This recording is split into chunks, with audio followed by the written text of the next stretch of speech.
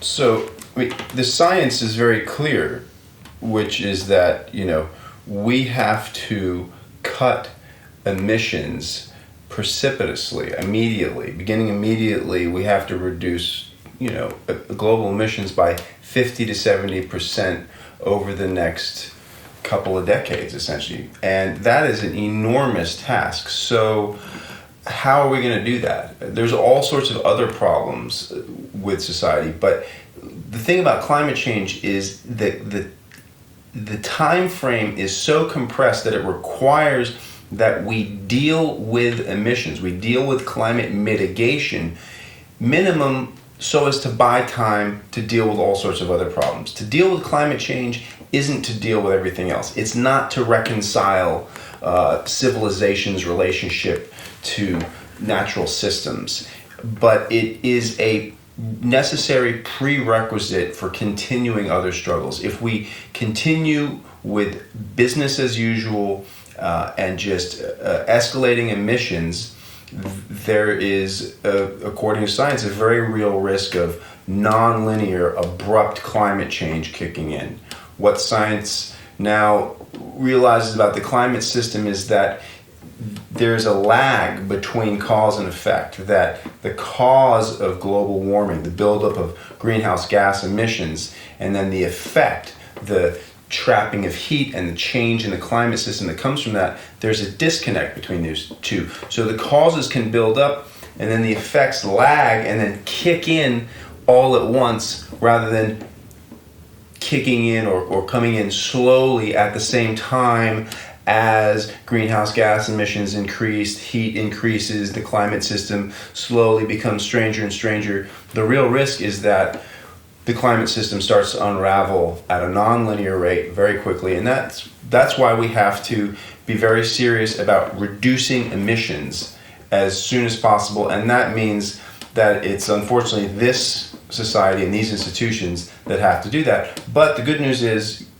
there's plenty of money, we have the technology, we just don't have the political will to make the changes, to fundamentally change some of the key social relations in the society. And the most important thing that has to happen is this one sector of American business, the fossil fuel industry, the most powerful industry in world history, has to be euthanized. It has to be put out of existence. And honestly, I don't see any institution strong enough to do that other than government, the U.S. government in general, combination of states around the world. The fossil fuel industry cannot be convinced to put itself out of business. It has to be put out of business by other forces. So my work now is on the fossil fuel divestment campaigns that have really, stormed the country and now the world. And, when Bill McKibben wrote his article in Rolling Stone, what was so amazing about his message was that it articulated, really what the problem was. Certainly the problem is carbon pollution, but it's like, well, we've known about climate change, for decades. We've had the technology as well to really radically reduce carbon emissions. And Massachusetts versus EPA has empowered, a state agency to regulate this pollutant. So what gives? And, there's plenty of money and plenty of money to be made in this sector. So what gives? And Bill McKibben's article, it named the problem. It named the fossil fuel industry as being the thing that was, standing between the people and the people's desire for action on climate change and the necessary action. So, I have been incredibly impressed with the clarity that the fossil fuel divestment movement has delivered to the public around, what exactly is the problem? The problem is the fossil fuel industry that is polluting U.S. democracy, that's preventing, all branches of government, frankly, but certainly the executive and Congress, from taking the necessarily ambitious, and science-based action that's needed on climate change within the time frame that we know is required. And all of those things have been incredibly, have been necessary. I mean, moreover, it being the fossil fuel divestment movement has politicized, massive numbers of students. It's engaged faith communities, which has been, that's such a vital, part of our nation's fabric that really does need to get behind climate action. And the fossil fuel divestment movement has engaged them, and it's engaged philanthropy, it's engaged, civil society writ large, and it's given people something really immediate to do. Drop your stocks in fossil fuel companies. And all of those things are incredibly important, and I think that, we need to now start thinking about how we deploy the power we've built, the moral power we've built, the sort of moral clarity that we've built, how we deploy that to again begin, targeting state actors and state institutions. Because corporate campaigns can do, a lot of good. And that's been, demonstrated especially over the past 20 years. And in the environmental sector, we've seen organizations like, the Rainforest Action Network does this so well. Greenpeace does this really well. Incredibly incisive and targeted corporate campaigns that really deliver material benefits pretty quickly. Unfortunately, for a problem like climate change, individual corporate campaigns don't get at what is fundamentally a collective, truly global problem of carbon pollution. For that problem, we need broad regulatory action. And we need the United States to lead. We need the United States to lead international climate action. And that means dealing with the problem of carbon pollution. Adaptation is really important as well, but I do not think that the climate movement should cede that mitigation is no longer on the table. I'm sort of too, kind of too hard-headed to cede that. The science is not good and it's getting worse. Well, I think there's definitely been progress since the crash. There's been progress in the last 4 years. We've seen new movements develop, and just generally, maybe this is too anecdotal, but I do feel like we're at a point where lots of young people who would otherwise be actively defending the system 10, 15 years ago are now, at this point, they know that the system isn't working for them. They know unemployment's crazy. They know they have student debt. Those of them who are black or brown know that they face brutality and oppression, just general distrust from the police every day. And they know that something else needs to happen. But I think it's less clear that there's actually an alternative. And it's less clear because the left is so completely disintegrated and weak at the moment that we can't actually articulate the alternative. So we're in a tough situation where we're living in capitalism. We know more and more people are discontent with living in capitalism, but we can't pose an alternative, even if in our heart of hearts, in our small communities of socialists and other radicals, we want something different. So there's this weird disconnect between having a potential audience and actually having no immediate audience. And I think that for the left, we need to actually think about the movements that are emerging, even in a flawed, uneven way. We need to think about what happened with the Occupy movement. We need to think about the new movements against police brutality. And I think that we need to think less about creating movements of socialists on a completely different basis. We shouldn't think about creating movements on the basis of an abstract program with the mentality, if you build it, they will come. But with active engagement with the real social movements on the ground, and engagement in such a way that isn't completely uncritical and isn't just following every single ebb and flow of those movements, but it's actually in a way that says, there is actually an alternative, and there's a way to actually win short-term reforms, and short-term reforms that can actually be transformative, non-reformist reforms, as Andre Gores and generations of leftists have called them. And then fundamentally, their only way to win is through organization. And I think this is an idea that actually appeals to people. Prefigurative politics, the notion that we will win by just kind of withdrawing from power, withdrawing from the state, withdrawing from social conflict, these are ideas that aren't actually that intuitive, I think. I think what is intuitive to people is the idea, if you want to change things and you have a situation that you don't like, you need head-on confrontation. What socialists can offer is the idea that organization is a way to win in any confrontation.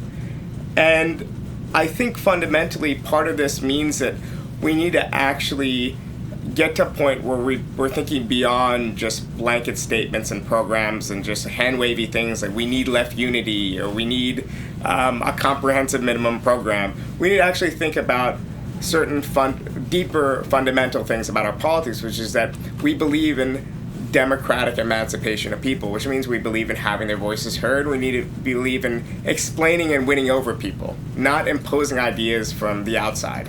Because fundamentally, if socialist ideas are nothing else, they should be intuitive to people because they're just about getting more justice, more democracy, more accountability.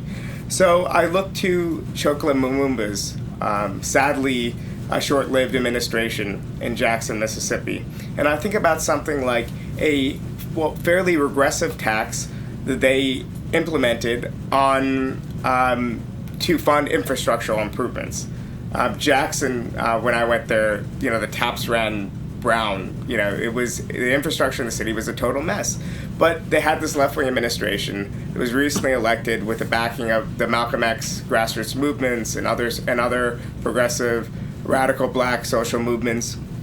And they had to deal with a concrete problem, but they had to deal with it in a way that was socialist. So how do you implement a fairly regressive flat tax in a way that's progressive? Well, you just explain to people, here's our situation, here's why we're not getting help from the state because they're hostile to our politics, and here's why we need your support in order to implement this tax. So you had a situation where you had working class people canvassing their neighbors in order to support a tax that in the short term will make their lives harder. To me, that's actual politics. It's about honesty and it's about building mass support. It's not about just the program you're pursuing in the abstract. In the same way, we look today at what Syriza is doing, and we could say that, yeah, there's a lot of things not to like about certain aspects of Syriza's program. Many radicals want to see them exit the euro. Many radicals want to see them adopt more comprehensive statements on what worker ownership would look like, foster cooperatives, do lots of things that Syriza, except for maybe their left platform within the party, isn't actually making much of a priority. But what they are doing is they are renegotiating the euro. They are implementing a basic left reformist platform, and they're doing so with popular support.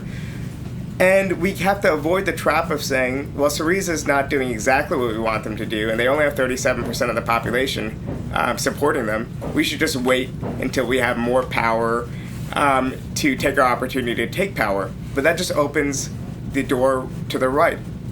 Chokla Lumumba and his Malcolm X grassroots movement, if they didn't implement this tax to fund Jackson's infrastructure, it would have been done at the state level by Mississippi Republicans. It would have been done at the local level by neoliberal Democrats. It would have been done in a way that actually hurt ordinary people. But instead, we're able to actually deal with state power and all its contradictions and messiness as open leftists on the principles of transparency and democracy and actually make a difference. And I think these little micro examples can be assigned to people that the horizon that we need to be fighting for, and that's the reason why we're building movements to begin with as protest movements to challenge the state, is that we honestly, in the long run, want state power, and we think we could actually do good things with it. We think we make life and society better and more democratic and just more happy with it. And I think that's where we are politically. We need to figure out a way to get from that lofty there, from our very, very weak and fragmented here. But what we have on our side is that we have, I think, the potential for clarity and common sense, and actually just pushing to people, you don't like how your life is, you don't like the situation now, here's actually a vision of a better sort of government, a better sort of society, and here's a realistic path to get there. Non-reformist reforms and other slow reforms that not only make your life better in the day-to-day, but actually will fundamentally change the balance of power in the future. This is Kali Akuno with Cooperation Jackson, here to give some contextualization to the struggle for state power that the climate justice movement must take on. I want to put our struggle in a little bit of context and to give you an example of what this struggle looks like here in the state of Mississippi. In my hand, I have House Bill number 490. This was just introduced in the beginning of this legislative session here in the state of Mississippi.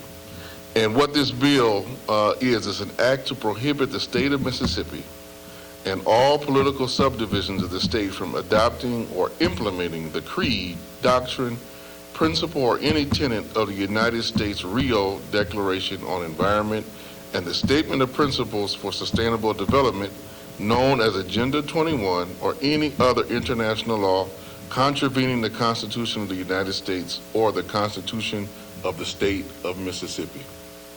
This is a bill basically saying that we are committed to our extractive industries. We are committed to polluting the earth. We are committing ourselves as a state entity to short-term gains.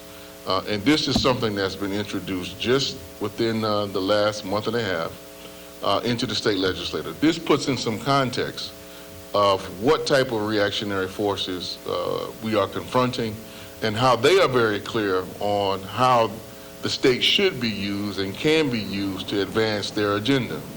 Now, we have to be clear on who our enemies are and what their interests are, how they employ the state to execute their strategies, and how they use elections, they use these House bills and other types of measures on a tactical basis to advance their strategy. And we have to be keen and conscious and dedicated and focused enough as a left to also do the same, despite the many limitations we understand that the state has, particularly the United States government, which is very reactionary, very contractually focused.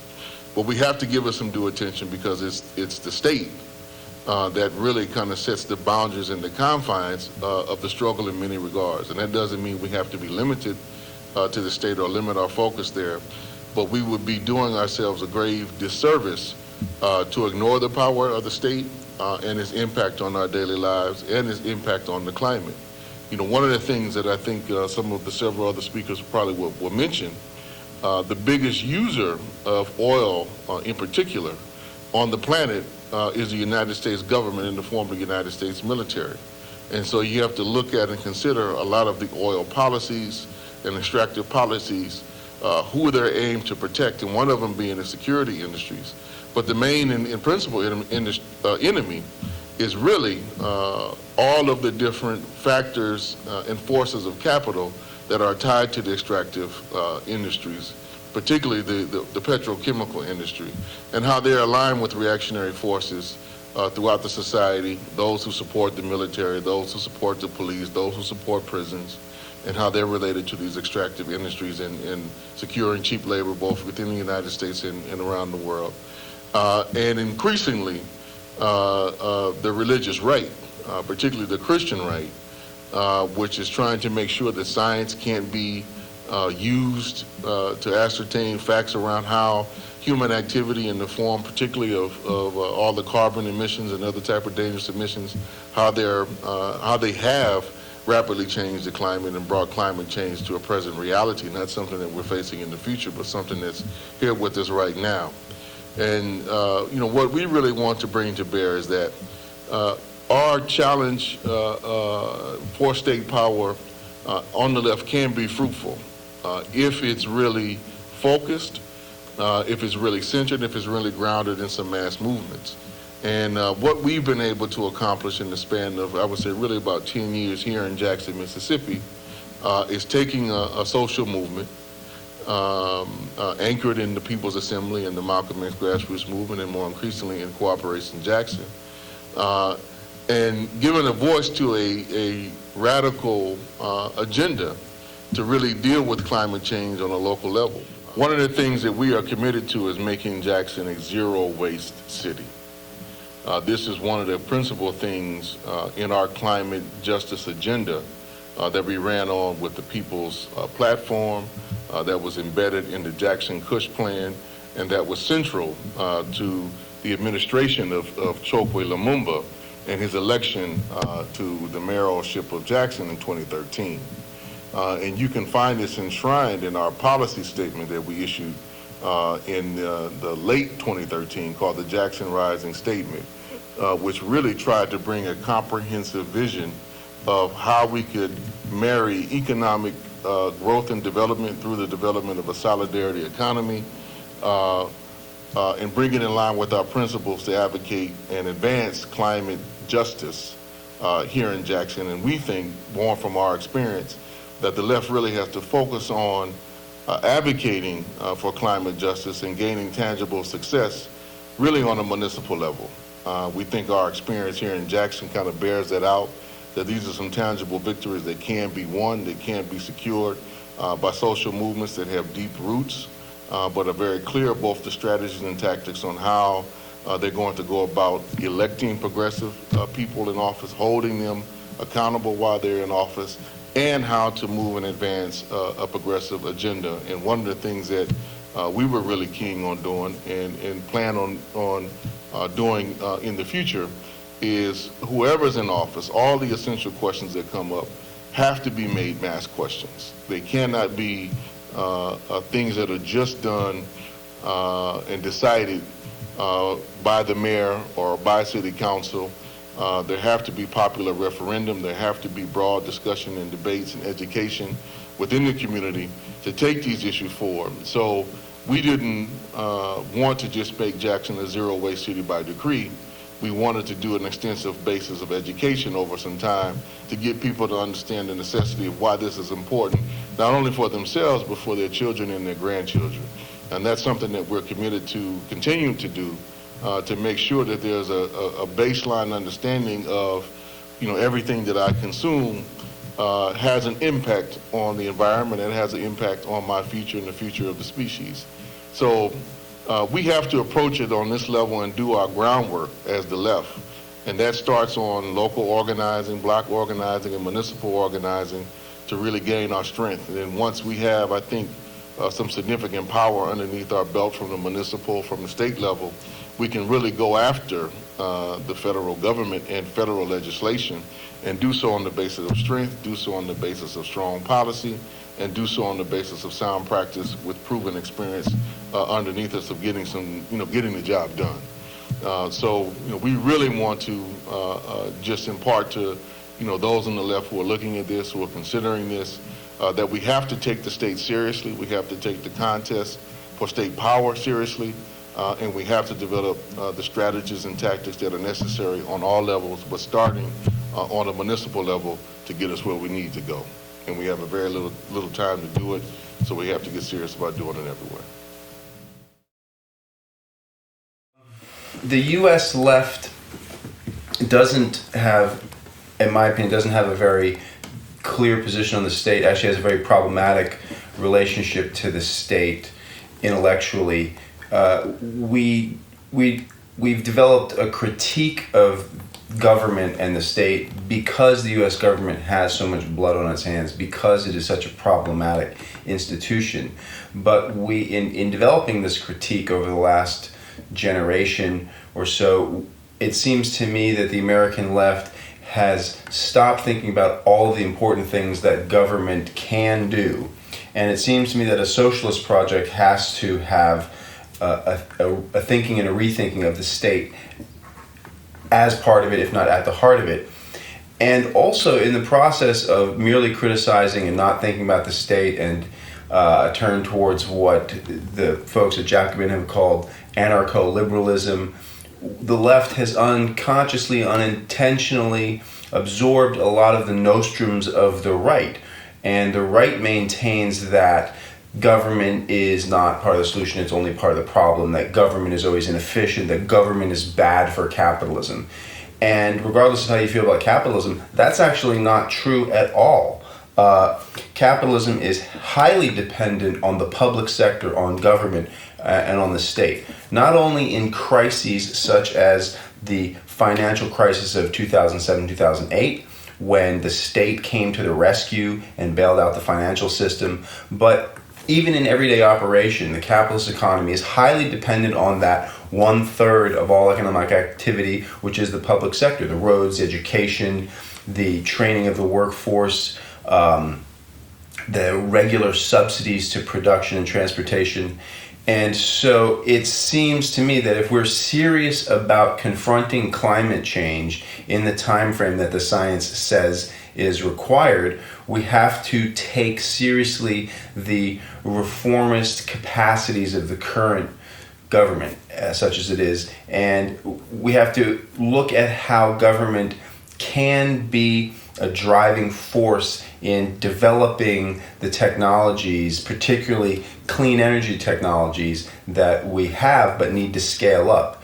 So the project of dealing with climate change in terms of adaptation and mitigation, adaptation being dealing with the problems of how we're going to, physically and socially adapt to the onset of climate change, and mitigation being cutting greenhouse gas emissions, both of those imply an expanded role for government and for the state. And if the left is not capable of articulating what that role should be, then it's going to be much harder for us to achieve the changes, the short-term changes we need to make to survive the worst of climate change.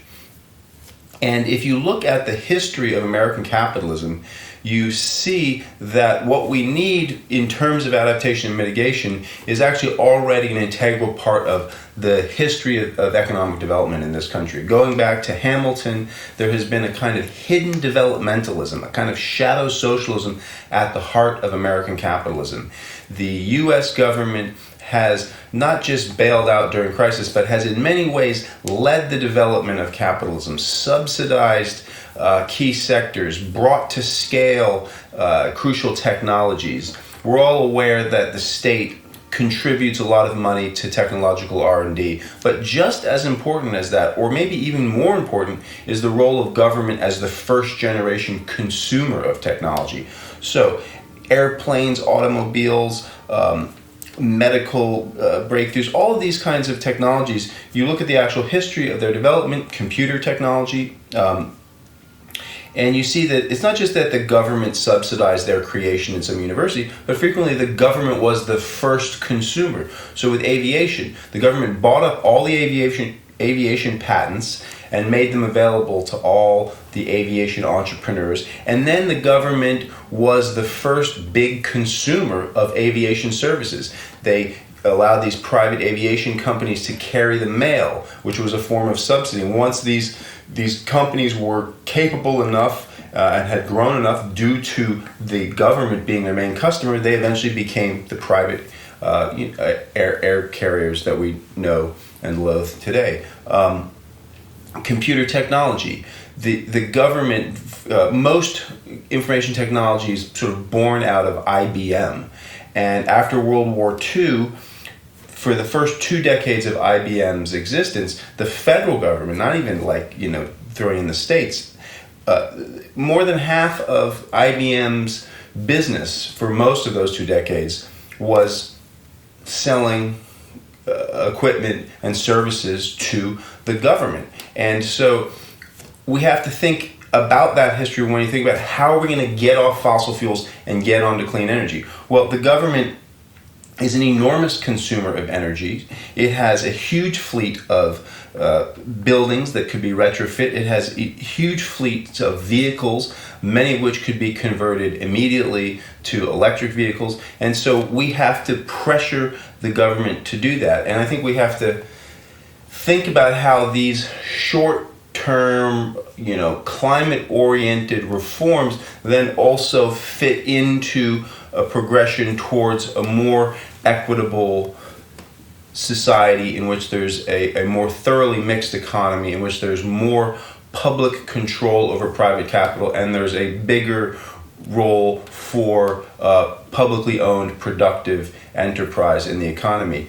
But in the short term, it's that what the U.S. government has to do to confront this problem is not, in fact, something new. It's actually just an acknowledgement of what it has always done, which is essentially play a vanguard role in the development of the U.S. economy, in the development of U.S. capitalism. And now we have to, in the short term, turn U.S. capitalism towards clean energy, and hopefully that can be part of getting beyond at least the worst features of U.S. capitalism, such as the horrendous inequality and inefficiencies and brutalities that it involves.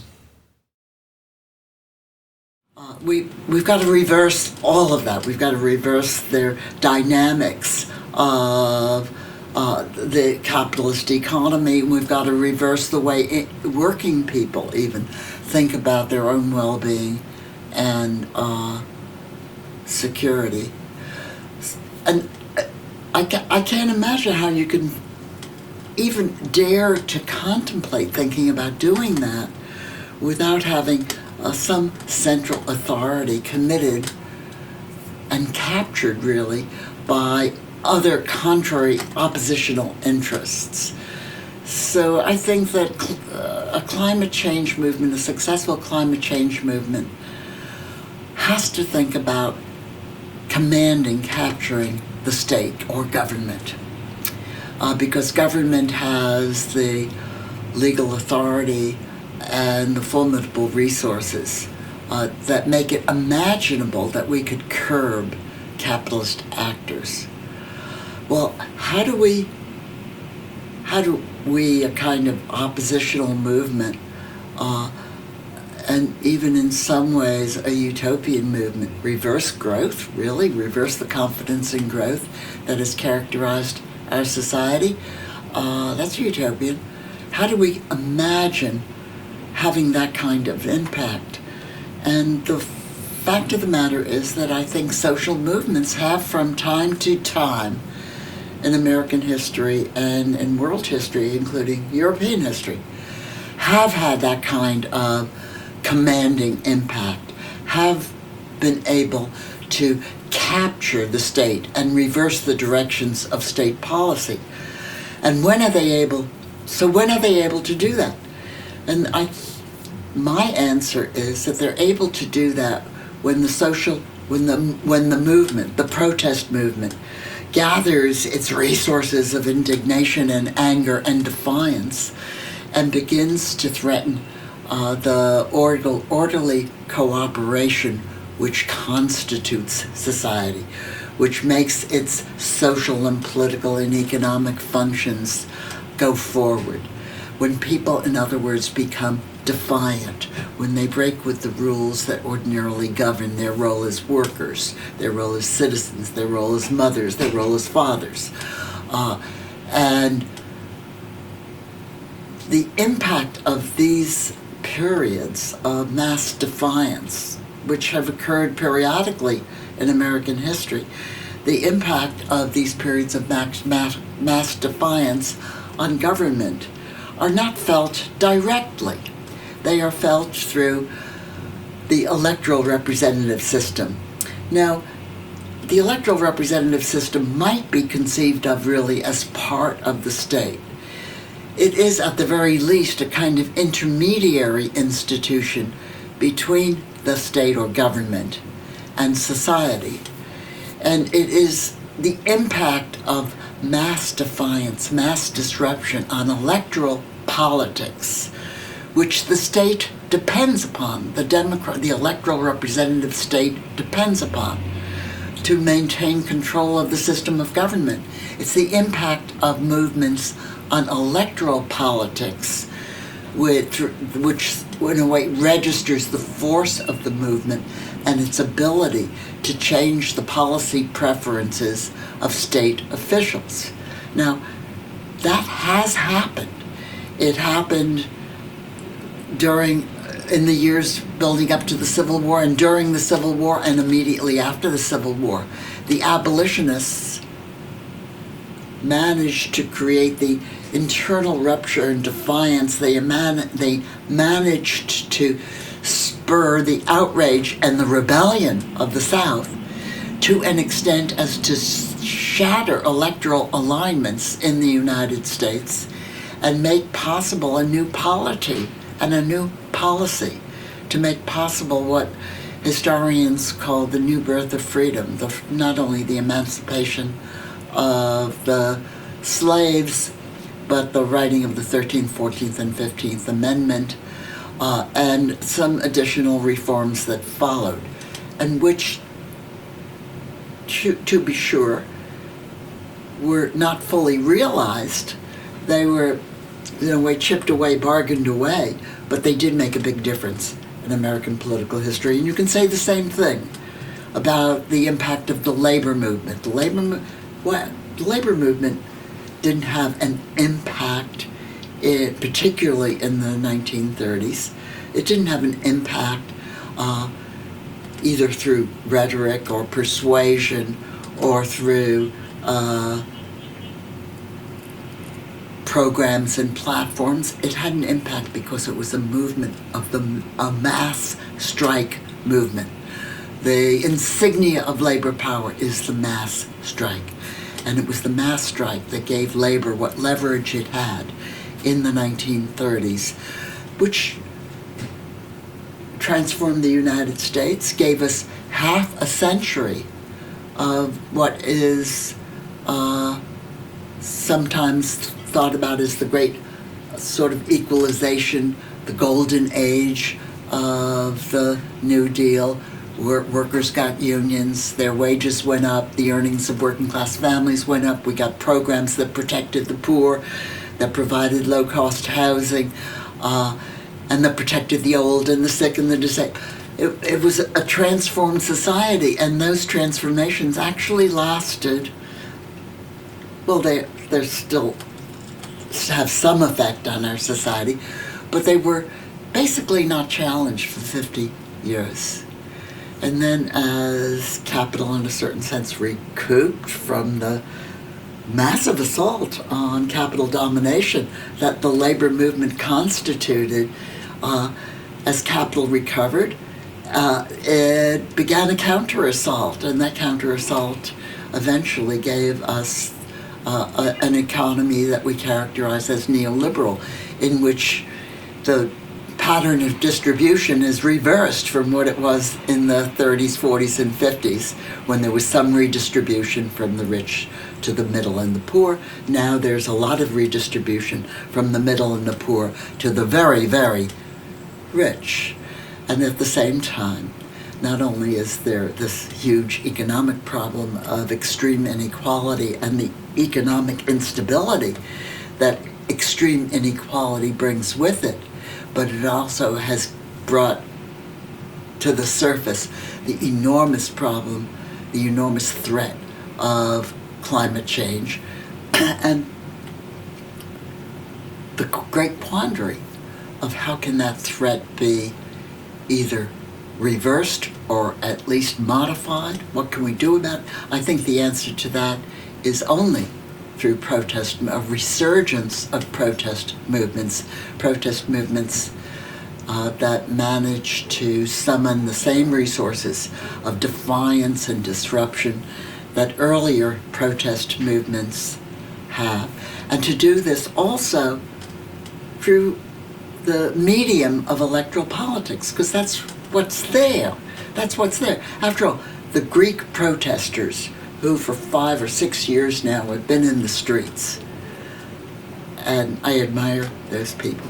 The Greek protesters are now on the edge of a kind of victory in Greece. They have challenged the Troika, the domination of the financial sector, the international financial sector of the Greek economy.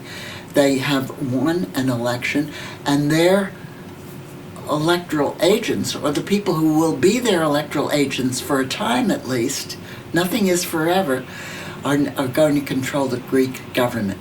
And there's the prospect that the same process will unfold in Spain with Podemos, and even something like this will happen in Germany with the rise of Die Linke, the left party in Germany.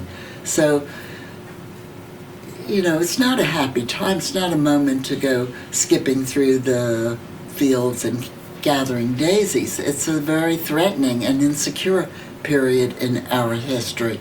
But I think what prospects we have of solving our problems and preserving at least our opportunities to build a better society in the future lies with social movements